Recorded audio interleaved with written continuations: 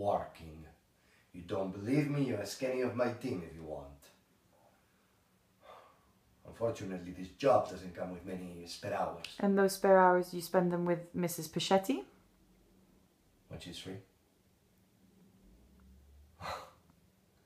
I know what you're thinking. You're thinking that I bumped him off so we could be together. Madonna mia. But why would I do that? What would be the point? I know what I am to her. A distraction. Did you two ever discuss her marriage? Sometimes. Yeah. I mean, her husband could be a difficult prick, you know? Well, he had a good reputation professionally. He was well liked. Look, I'm just telling you what I know, okay? Of course people are different behind closed doors.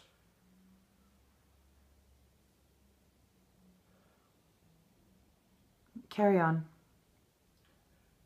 She said that he was very controlling.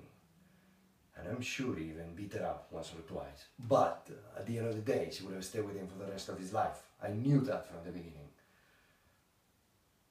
And that's all I know.